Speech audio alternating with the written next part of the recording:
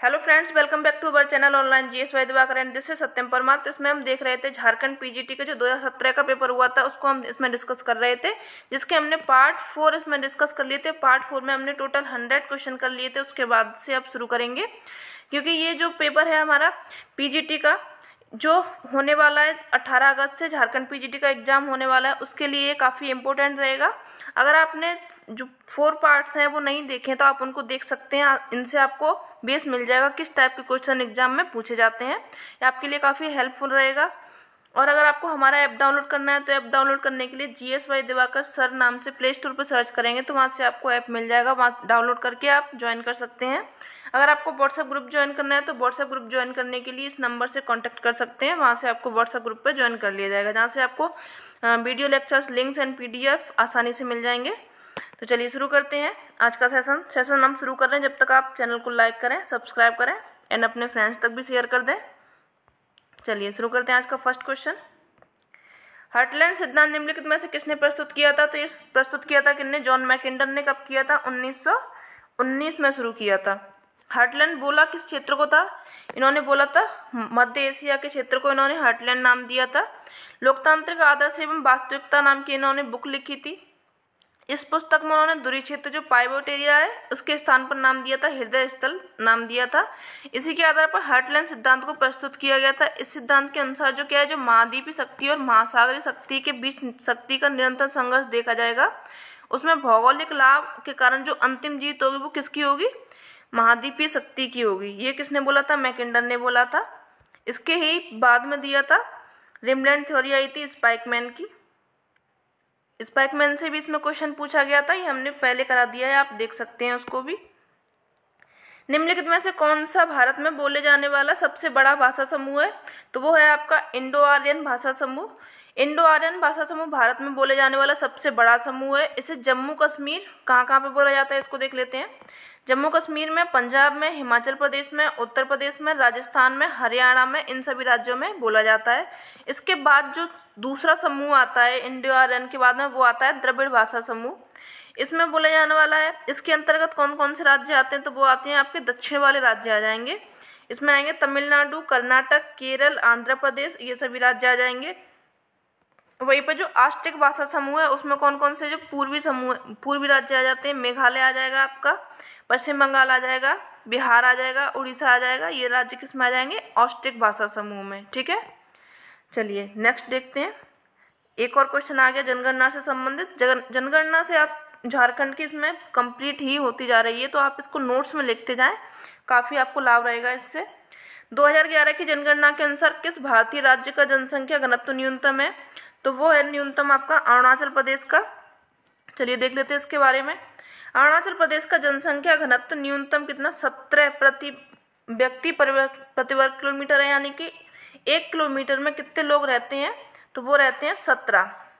न्यूनतम 5 जनसंख्या घनत्व वाले राज्य कौन कौन से हैं उनको देख लेते हैं। अरुणाचल प्रदेश पहले नंबर पर आ जाएगा, दूसरा आ जाएगा मिजोरम, थर्ड पे आ जाएगा सिक्किम, फोर्थ पर आ जाएगा आपका नागालैंड एंड फिफ्थ पर आ जाएगा हिमाचल प्रदेश।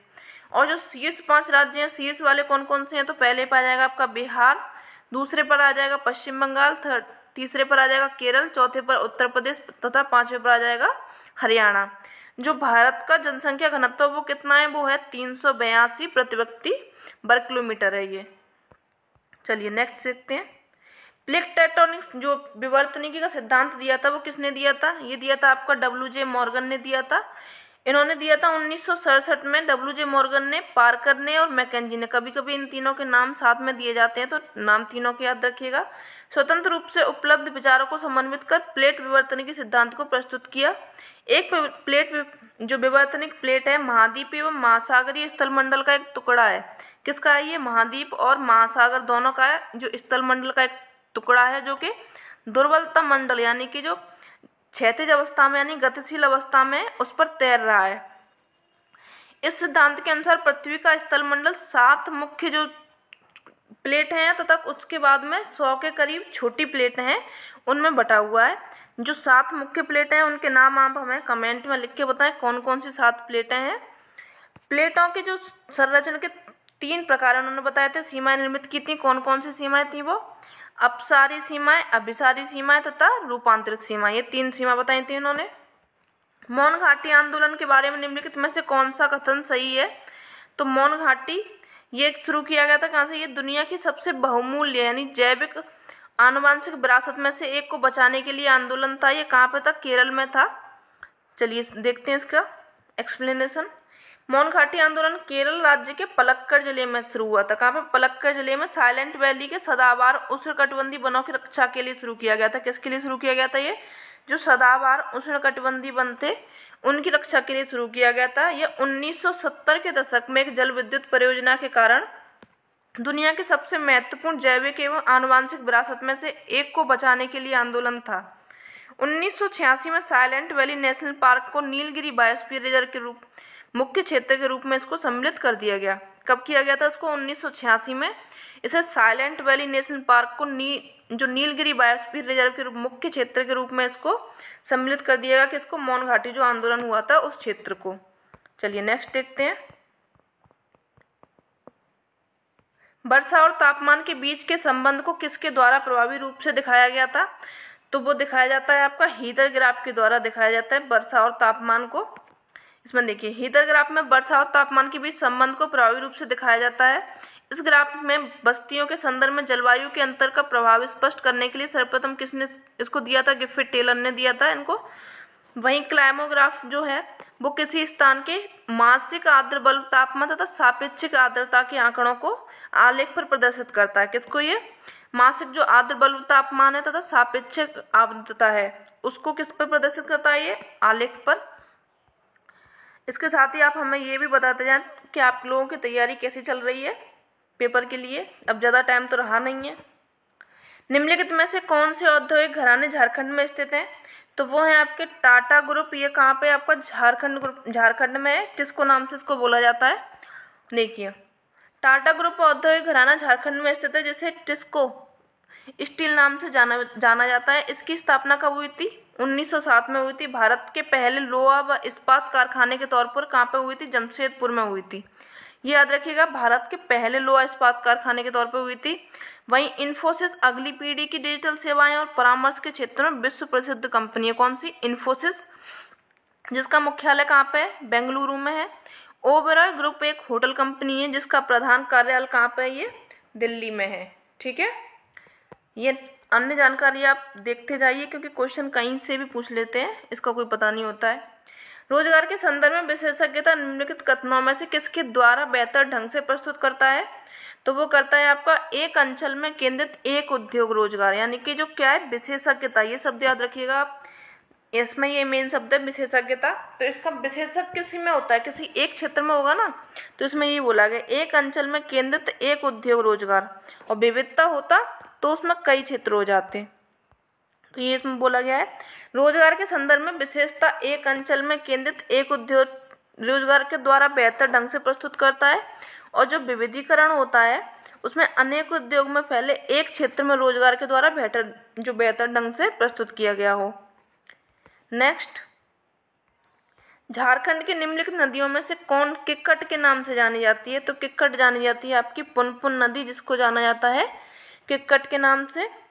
पुनपुन नदी कहाँ से? हजारीबाग के पठार से निकलकर उत्तर की ओर जाती है। ये कहाँ पे? गंगा में जाकर मिल जाती है ये उत्तर की ओर जाने पर।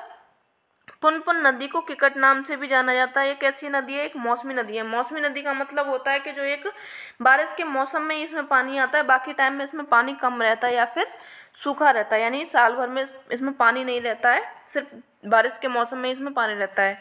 जिसमें वर्षा ऋतु में पर्याप्त जल पाया जाता है, ग्रीष्म ऋतु में जल का अभाव हो जाता है। इसकी जो सहायक नदी है वो है धीरगा और मोरहर।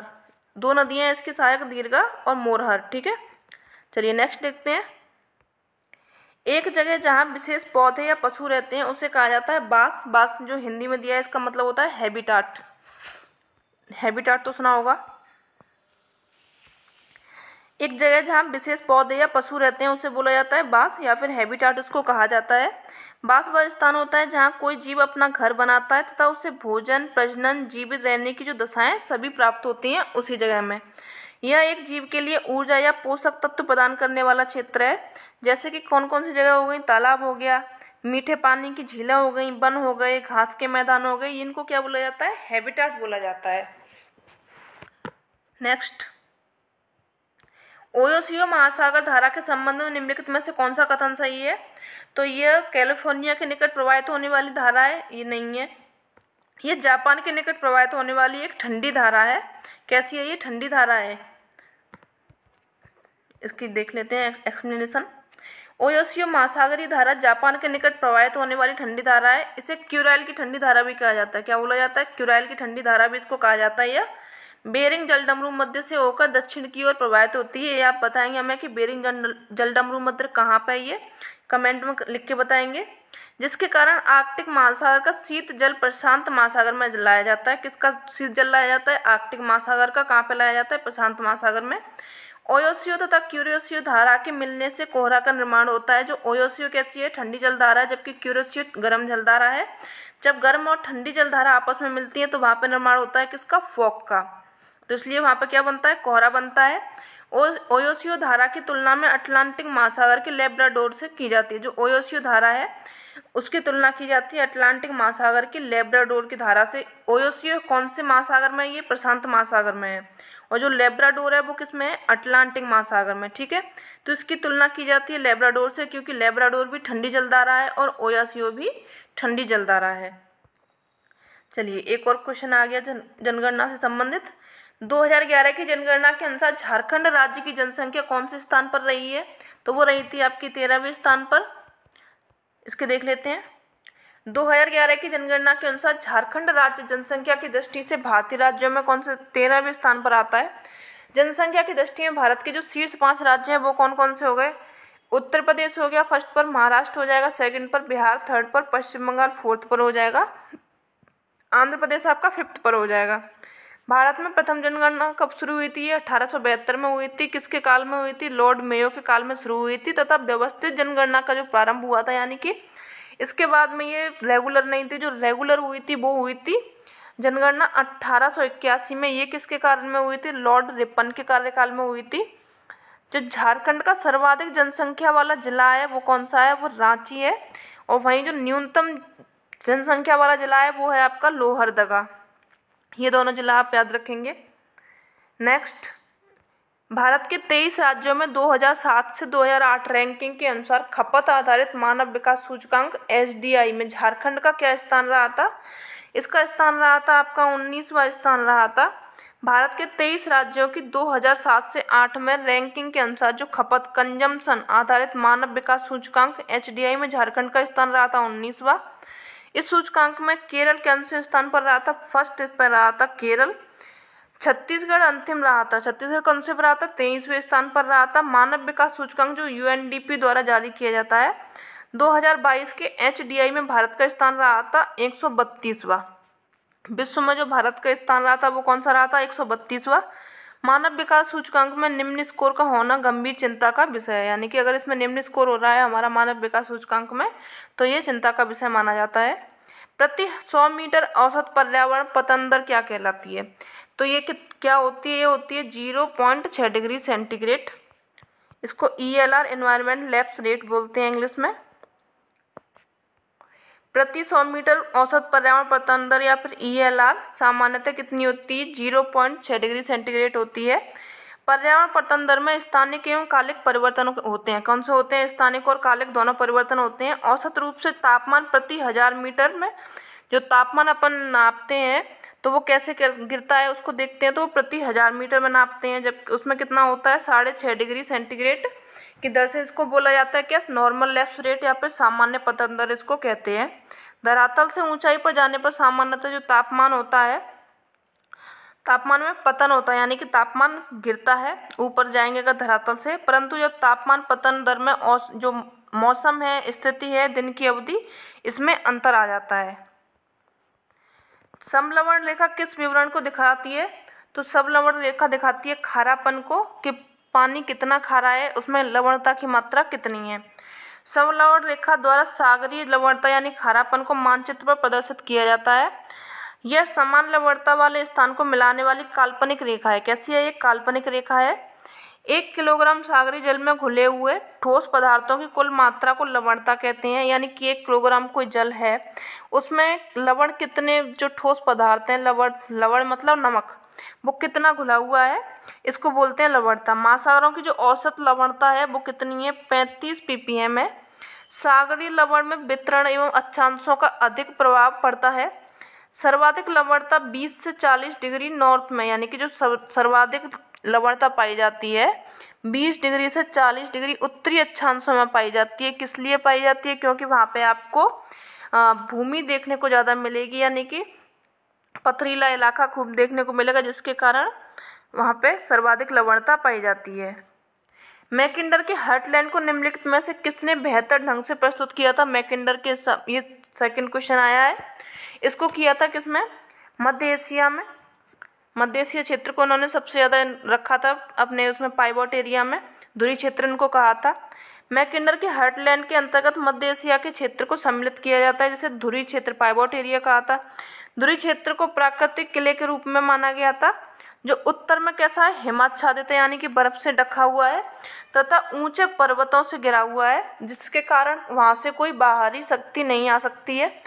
इस प्राकृतिक किले में स्थल परिवहन के माध्यम से प्रवेश नहीं किया जा सकता। जो मध्य एशिया में जो लोग रह रहे हैं उनके लिए जो ऊपर का जो क्षेत्र है उत्तर का, उसमें वो हिमाच्छादित है, पर्वत हैं, तो वहाँ से क्या है, कोई भी परिवहन के द्वारा नहीं आ सकता है। मैकिंडर के अनुसार उन्होंने कहा था कि जो पूर्वी यूरोप पर शासन करेगा वह हृदय स्थल पर नियंत्रण रख लेगा, और जो हृदय स्थल पर नियंत्रण रखेगा वो क्या करेगा, पूरे विश्वद्वीप पर शासन करेगा। ये इन्होंने लिखा था मैकिंडर ने। नेक्स्ट, झारखंड के किस हिस्से में अभ्रक युक्त मिट्टी पाई जाती है, तो वो पाई जाती है आपकी कोडरमा में। कोडरमा झारखंड के उन जिलों में से एक है जो प्रचुर मात्रा में कैसा है, प्राकृतिक संसाधनों खनिज संपदा में समृद्ध है। क्या क्या है इसमें, प्राकृतिक संसाधन भी और खनिज संपदा दोनों में ये क्या है, अच्छा खासा है। यहाँ अभ्रक युक्त मिट्टी पाई जाती है। कोडरमा अभ्रक के लिए कैसा है, विश्व प्रसिद्ध रहा है। भारत की अभ्रक नगरी के रूप में भी ये जाना जाता है। अभ्रक नगरी बोला जाए तो किसको बोला जाता है, ये आपका कोडरमा को बोला जाता है। वन संरक्षण अधिनियम 1980 के लागू होने के बाद जो कोडरमा जनपद की सभी अभ्रक खानों को बंद कर दिया गया। क्यों कर दिया, ताकि सतत विकास को बढ़ावा दिया जा सके। सतत विकास का मतलब होता है कि जो अभी संसाधन क्या है, रिसोर्स की कमी है, या फिर इनको हम अभी से खर्च कर लेंगे तो आगे वाली पीढ़ियों के लिए क्या बचाएंगे, इसके लिए सतत विकास लाया गया। सतत विकास के लिए हम आगे वाली पीढ़ी के लिए जो रिसोर्स हैं उनका संरक्षण कर सकें या उनको रख रखाव कर सकें, ये सतत विकास में होता है। राज्य में औद्योगिक विकास के लिए अनुकूलनीय वातावरण बढ़ाया जा सके। निम्नलिखित में से कौन सा भूगोलवेत्ता मार्क्सवादी भूगोल से जुड़ा हुआ है, तो वो है आपका रिचर्ड पीट एवं डेविड हार्वे। ये किससे जुड़े हुए हैं, मार्क्सवादी से जुड़े हुए हैं। रिचर्ड पीट के अनुसार जो क्रांतिकारी भूगोल का विकास संस्थापित सिद्धांतों की नकारात्मक प्रतिक्रिया के परिणाम स्वरूप हुआ था। क्रांतिकारी भूगोल का विकास किसके परिणाम स्वरूप हुआ था, तो वो नकारात्मक प्रतिक्रिया हुई थी, उनके परिणाम स्वरूप हुआ। इस सिद्धांत के अनुसार मानव द्वारा मानव का और पर्यावरण दोनों का ही ह्रास हो रहा है। ये किसने कहा था, रिचर्ड पीट एवं डेविड हार्वे ने कहा था। दोनों का मानव के ही द्वारा मानव और पर्यावरण दोनों का शोषण किया जा रहा है, जिसके लिए क्या है, पूंजीवादी जो अर्थव्यवस्था है वही जिम्मेदार है। पूंजीवाद के विनाश से सामाजिक एवं क्षेत्रीय असमानताओं को दूर तथा पर्यावरण की रक्षा को सुनिश्चित किया जा सकता है। ये उन्होंने बोला था, किसने, मार्क्सवादी विचार में बोला था। निम्नलिखित में से कौन भारतीय लौह अयस्क का सबसे बड़ा खरीदार है, तो वो है आपका जापान। जापान एक ऐसा देश है जिसके पास में खुद के खनिज भंडार नहीं है, वो दूसरों से ही आयात करता है, जिसे इसमें बोला गया है जापान भारतीय लौह अयस्क का सबसे बड़ा खरीदार है। क्योंकि जापान एक कैसा है, द्वीपीय देश है जहाँ धात्विक खनिज बहुत ही कम पाया जाता है, जिस कारण ये विभिन्न देशों से धात्विक खनिजों का आयात करता है, इसे विनिर्माण करके विभिन्न देशों के निर्यात करता है। विशाखापत्तनम बंदरगाह द्वारा जापान को लौह अयस्क का निर्यात किया जाता है। जो विशाखापत्तनम बंदरगाह है वहाँ से जापान को लौह अयस्क निर्यात किया जाता है, यानी कि वहाँ से भेजा जाता है। सिद्धांत दिया था किसने, के बराबर 3, के बराबर 4, के बराबर 7। ये सिद्धांत किससे संबंधित है, तो ये संबंधित है आपका सेंटर प्लेस थ्योरी या फिर केंद्रीय स्थल सिद्धांत। एक मिनट, इन्होंने दिया था, वैल्यू रखी थी k बराबर 3, k बराबर 4 एवं k बराबर 7 जो संबंध में केंद्रीय स्थल सिद्धांत से है, ये उन्होंने 1933 में दिया था वाल्टर क्रिस्टॉलन ने, नाम याद रखेंगे। इन्होंने दक्षिणी जर्मनी का अध्ययन किया था। क्रिस्टॉलन के अनुसार किसी प्रदेश के संपूर्ण पदानुक्रम के लिए एक निश्चित तथा स्थिर अनुपात होता है जिसे के मूल्य वैल्यू के स्थान दिया जाता है। इन्होंने के क्या रखा था, स्थिर रखा था।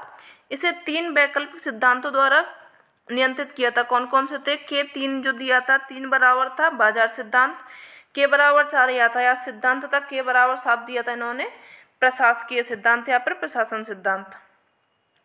हरिकेन जो समुद्री तूफान नाम से कहाँ उठने वाले उष्णकटिबंधीय चक्रवातों को दिया जाता है। हरिकेन नाम कैसा है? हरिकेन पहले तो किसका नाम है? चक्रवात का नाम है। कैसा चक्रवात है ये? उष्णकटिबंधीय चक्रवात है। और कहाँ पे दिया जाता है? तो ये दिया जाता है आपका उत्तरी अटलांटिक महासागर में। ये देख लेते हैं हरिकेन कैसा है? उष्णकटिबंधीय चक्रवात है। ये अटलांटिक महासागर में मैक्सिको की खाड़ी में उत्पन्न होने वाले चक्रवात हैं जिनका नामकरण मियामी स्थित नेशनल हरिकेन सेंटर द्वारा किया गया था। किसके द्वारा? मियामी स्थित नेशनल हरिकेन सेंटर द्वारा किया गया था।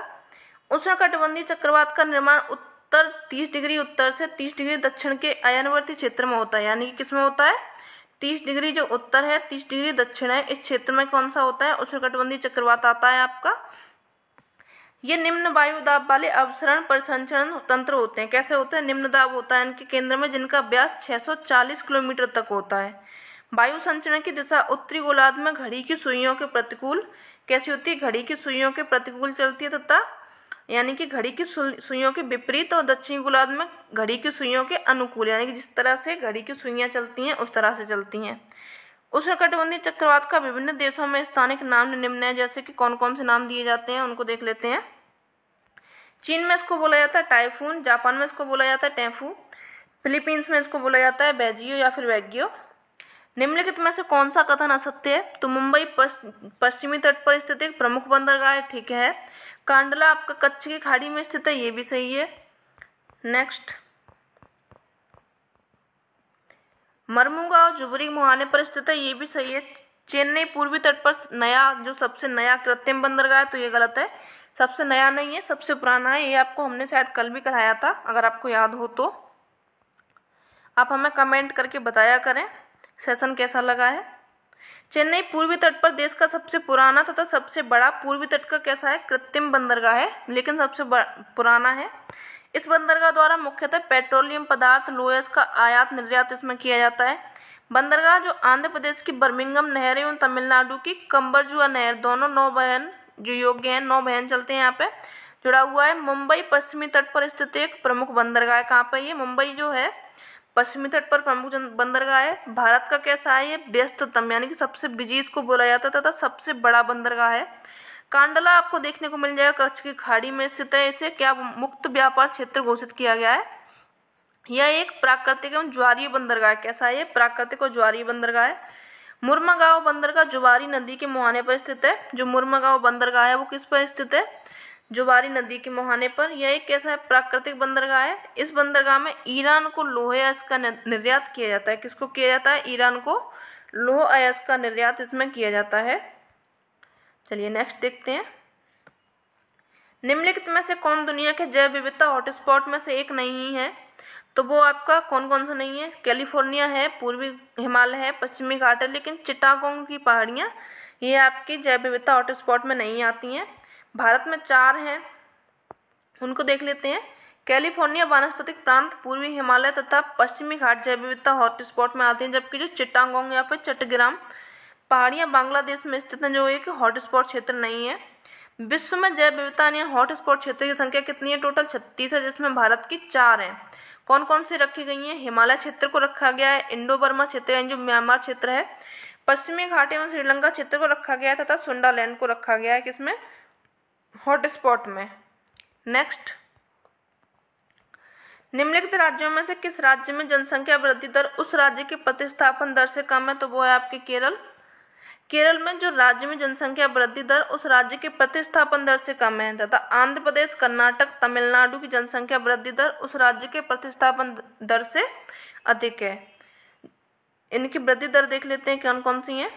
केरल में जो वृद्धि दर है वो है आपकी 4.9, आंध्र प्रदेश में 11.0 है, कर्नाटक में 15.60 है तथा तमिलनाडु में 15.67 है।